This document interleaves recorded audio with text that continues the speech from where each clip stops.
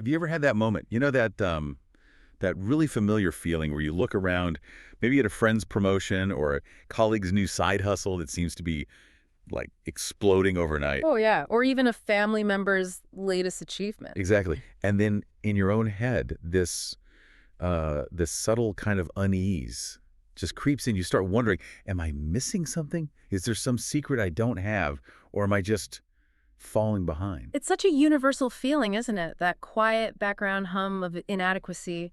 It really makes you question your own path sometimes. Well, today that's exactly what we're getting into. We're doing a deep dive into why that feeling, that discomfort, might actually be one of your greatest assets, weirdly enough. Right. It sounds counterintuitive. It really does. We're exploring this fantastic piece by Jose Fernando Costa called Becoming Yourself is Uncomfortable. And our mission here is really to unpack this big idea that personal growth, it isn't the smooth, feel-good highlight reel we often think it is. No, not at all. It's messy, it's challenging, and yeah, fundamentally uncomfortable a lot of the time. So we're going to explore why that discomfort is actually a signal for growth, a powerful one. And how relationships, the right kind of relationships, plus all those small daily choices really shape who we become. And we'll tackle that tricky paradox the author mentions. How do you accept yourself right now while also trying to change? It's a balancing act. A very subtle art. Definitely. So think of this discussion as a guide, a way to understand those uneasy moments, not as signs you're failing, but as critical data points, information for your own path forward, which is never really a straight line, is it? Never. It's always winding. Okay, let's unpack this. The author starts with such a vivid picture, introducing this character, David. He's staring at a spreadsheet, right? But his mind is just elsewhere. Yeah, completely consumed by feeling inadequate. Right. Because his college roommate just got this big promotion. His sister launched a side business that's taking off. And then his mentor basically told him he wasn't ready for a leadership role he wanted. Ouch. Yeah, it's that pile-on effect. And what's fascinating, like you said, is how universal that core feeling is, even if the details are different for each of us. Totally. The piece really highlights how our world, especially with social media, pushes this obsession with the highlight reel. Oh, definitely. All the wins, none of the struggle. Exactly. You see the polished successes, the breakthroughs, but none of the messy middle, the setbacks, the sheer hard work. Yeah. And that creates this dangerous illusion, that growth should feel good, look easy, look perfect. Which it almost never does. Almost never. And that illusion makes us misinterpret our own experiences when they inevitably get tough or uncomfortable. So we fall into that comparison trap. We see the curated reels and think our own messy journey isn't right somehow. Yeah. But the author pushes back hard on that, right? What's the real danger of buying into that perfect highlight reel idea? Well, the danger is that we start avoiding the very things that actually cause growth because they don't feel good. We think discomfort means we're on the wrong track. But the reality, as the source makes so clear, is just way messier. Real transformative growth often happens in what the author calls the margins. The margins. Okay, tell me more about that. It means growth happens in those situations we'd instinctively prefer to avoid, the uncomfortable ones. It's not found in the easy wins. It's forged in the challenges that push us. So the messy parts are actually where the growth is, even if it feels awful at the time. Can you give us some examples from the piece? Sure. Like, think about a toxic workplace. Awful experience, right? But the source suggests maybe it taught you how to spot manipulation or navigate tricky politics. Yeah. Or, crucially, set firm boundaries. Okay, yeah, I can see that. Extracting lessons. Or a really tough conversation with a mentor. One that challenged your core beliefs. Not pleasant, but maybe it was a pivot point, forced you to reevaluate things. Even that daily choice. Do I binge this show for immediate comfort or spend an hour learning that skill that benefits me long term? Right. The small stuff adds up. And even seeing a friend succeed. That pang of, ooh, why not me? If you can harness it, it can make you question your own progress in a productive way. It pushes you. These things feel uncomfortable because they highlight a gap. A gap between who we are now and who we could become. Precisely. And here's the crucial insight the author keeps hammering home. That discomfort. It isn't a stop sign. It's not proof something's wrong. It is data. Data. I like that framing. Yeah. It's your internal system saying, hey, pay attention. There's an opportunity here for growth that you just won't find in easy situations. So it's like an alert system for potential leveling up. Exactly. And the author even suggests digging into the type of discomfort. Is it the discomfort of a genuine challenge pushing your limits, learning something new? That usually signals growth. Okay. Or is it the discomfort of misalignment? That nagging feeling you're fighting your own nature, forcing something that doesn't fit your values? That might signal a need to pivot. So differentiating is key. Is this growing pains discomfort or wrong path discomfort? Spot on. Those who really thrive learn to read this data. They extract lessons from tough managers, wisdom from peer pressure, even clarity from failures. They use it all. So for you listening right now, maybe take a second. Think about your own uncomfortable data points. Can you reframe that frustration, that sting of criticism, that feeling of being challenged, not as a roadblock, but maybe as the signpost? What's the discomfort telling you? It's a powerful question to ask. Definitely. Okay, so if discomfort is the internal signal, what about external factors? The source talks a lot about relationships being vital for growth, maybe even more than solo effort. Oh, absolutely. It shifts the focus. We often think of growth as this, like, solo hero's journey. Right, climbing the mountain alone. Yeah. But this piece argues that human connection is a huge driver. But importantly, not all connections are created equal in this respect. Okay, so there's a specific type. Yes, the author calls them transformative connections. Transformative connection sounds powerful. What makes them different from just, having supportive friends?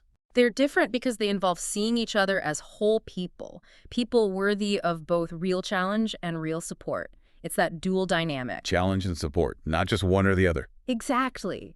It's not just about making each other feel good, it's about helping each other evolve. And the source gives some great examples, often in unexpected places. Like where? Well, take mentorship. The piece suggests ditching the old top-down hierarchy. Okay, no more wise sage on the stage. Right. Instead, the best mentors act as thinking partners, sitting alongside their mentees. It becomes collaborative. I like that. Thinking partners. How does that help both people? Well, the mentor stays sharp. They have to articulate their ideas. They get fresh perspectives. And the mentee, they build real confidence because they're contributing actual value, not just receiving advice. It's mutual. That makes so much sense. It's a two-way street. And this isn't just formal mentoring, right? The source mentions friendships too. Something about healthy competition. Yes. Healthy competition. It's when friends can genuinely celebrate each other's wins, like really celebrate them. Without the envy creeping in too much. Well, maybe a little pang, but using that pang as fuel. Seeing your friend's success not as a threat, but as proof of what's possible, it inspires you to step up your own game. So success becomes contagious, not comparative in a negative way. Exactly. Everyone rises together. It flips the script from them versus me to us all moving forward. That's a much better frame. And even in tough professional settings like those dysfunctional workplaces we mentioned, the ability to, as the source says, extract skills while preserving your integrity, that builds incredible resilience. So not just surviving, but strategically learning while protecting yourself. Right. It's not about passively taking abuse, but learning to navigate difficult dynamics, sharpening your skills, holding on to your values. That kind of resilience is gold. It serves you everywhere, makes you adaptable. Wow. Okay, so thinking about this, Yeah. how can you, listening, identify or maybe cultivate more of these strategic transformative relationships, those ones that offer both that challenge and that support, Well, where you grow together? it's about being intentional, isn't it? Seeking out those dynamics. Yeah. It's not just about who you like, but who helps you become better. Okay, this leads to a really tough question, though. How do you know when to keep pushing through the discomfort and when it's actually time to cut your losses, pivot, let go? Ooh, the timing question. The source calls it the art of timing your moves. Mm. And getting it wrong seems like it could have huge consequences. Huge. The piece is pretty clear. Persistence versus letting go are two critical decisions. And yeah, messing this up can cost you years. How so? Either you waste all that energy pushing, like the author says, the wrong boulder up the wrong hill, trying to force something that's just not going to work. Done there. We all have. Or the flip side, maybe even sadder, you give up right before the breakthrough, just before it clicks. The 3 feet from gold scenario. Exactly. So learning to read the signals becomes crucial, but it's tricky. So how do we read them? What signals does the author point to? Are there clues? There are. The piece suggests persistence makes sense when you're hitting a rough patch that, frankly, everyone who succeeds must navigate. It's distinguishing that universal struggle, like learning a complex skill, the initial failures, the grind from a fundamental dead end. Okay, so is this hard because it's supposed to be hard right now? Mm. Versus is this hard because it's fundamentally wrong for me? Precisely. Letting go makes more sense when you feel like you're constantly fighting against your natural strengths or trying to force fit something that just doesn't align with who you are or where you ultimately want to go. That's the cue to maybe pivot. That distinction feels really important. Universal challenge versus fundamental misalignment. But then time comes into it too, right? A choice might feel good now, but hurt later, or vice versa. Absolutely. That adds another layer of complexity. Strategic thinking, according to the source, means asking, how will this decision look from the perspective of my future self? Ah, okay. Projecting forward. Yeah. Will future you thank you for pushing through this specific struggle because it built something essential? Or will future you regret the years spent on something that, looking back, was clearly not the right path? It's about playing the long game with your energy and focus. Exactly. Assessing the true long-term return on your current investment of time, energy, even emotional capital. So maybe pause and reflect on your current struggles. Are they that necessary test of persistence, that tough phase everyone goes through? Or is it maybe a clear signal telling you it's time to shift direction wisely? Just asking the question is powerful. It really is. That reflection is part of the art of timing. Okay, so let's bring this down to the everyday. What does all this mean for our daily lives? Because the source emphasizes that transformation isn't usually about those big dramatic moments. No, it's much quieter, much more incremental. It happens, as the author says, in the accumulation of thousands of small decisions. Those little choices we make all day long. Exactly. And this is where that idea of the compound effect really hits home. We know it from finance, but it's just as potent for personal growth. How so? Well, each tiny choice, seemingly insignificant on its own, builds momentum over time. They literally shape who you become and the direction your life goes. It's powerful stuff when you think about it. It really is. Like, do you spend your energy building skills and relationships that matter for the future, or on immediate gratification that kind of leaves you stuck? Right. It's not about judging those choices, but becoming conscious of where your time and energy, your most precious resources, are actually going. It's so easy to just let those small choices slide, thinking they don't matter much. But the piece argues they're everything. What other examples does it give? Loads. Like when things get tough, do you see it as a training ground for resilience? Do you actively look for the lesson, try to build strength from it? Or do you just endure it, hoping it goes away? Yeah. The first builds capacity, the second leaves you where you were, or maybe even weaker. Or how about relationships? Do you approach them with curiosity about what can I learn, what can I contribute? Fostering that mutual growth we talked about. Exactly. Or is it more about what you can get? Seeing people as resources, that limits everyone. Even how you react to other success. Is it proof of what's possible, something that expands your own horizons? Or is it evidence of your own inadequacy making you feel smaller? These seem like subtle mindset shifts, but with huge downstream effects. Huge. And the real magic, the source suggests, happens when these daily choices start to align with a clear sense of who you're trying to become. Ah, so it's about intention. Yes. You stop choosing based just on how you feel right now, that immediate impulse, and start choosing based on who you want to be in a year or 5 years. Moving from reactive to proactive, Yeah. from feeling to intention. Precisely. And that consistency, even with small shifts, leads to profound changes over time. It's the quiet power of just showing up day after day, aligned with that future self. Okay, this brings us to something the author calls the paradox of becoming, which sounds tricky. It is tricky. It's this counterintuitive balance that's apparently essential for growth. Such as, It's the challenge of simultaneously accepting who you are right now, flaws, limitations, imperfections, and all while also actively working to change and improve. okay, wait, accept yourself and change yourself at the same time. Exactly. It sounds contradictory, doesn't it? Like needing to be okay with your current shortcomings, genuinely okay without shame. While simultaneously pushing against those very shortcomings. Yes. Or appreciating your present situation, finding gratitude maybe, while actively working to move beyond it. It's not complacency, and it's not constant self-flagellation either. It's attention. That sounds incredibly difficult to maintain. How do you even do that? Well, the source acknowledges the difficulty, but it gives examples, like learning to extract skills from that toxic job, using it while you're actively planning your exit strategy. Okay, so using the present while building the future. Right.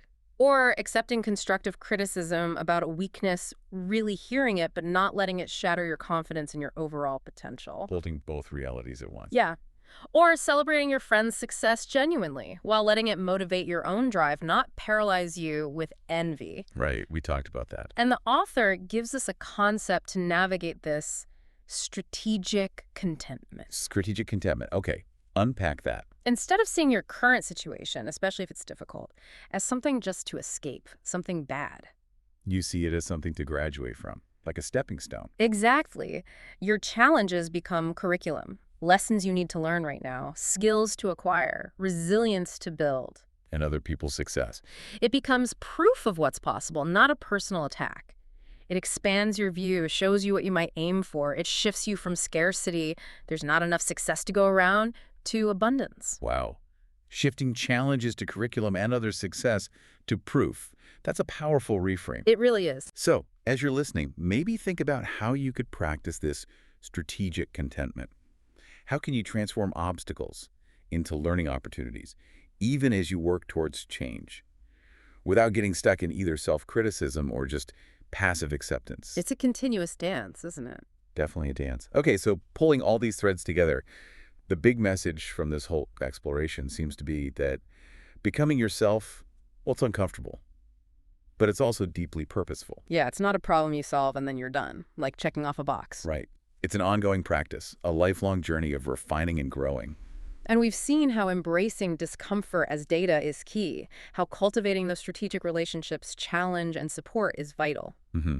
And that art of timing, knowing when to persist and when to pivot, that's crucial. And understanding that huge compound effect of all those tiny daily choices, they really do add up to shape who we become. Absolutely. And the source reminds us this whole uncomfortable art of becoming yourself. It's not about reaching some perfect, easy state of nirvana where you've got it all figured out. No, thankfully. Right. It's more about building the skills to extract value, to learn from whatever situation you're in, even the tough ones, while always, consistently, building towards something better. Trusting the small improvements, not waiting for some lightning bolt transformation. Exactly. So as you move forward from this deep dive, maybe consider this final thought.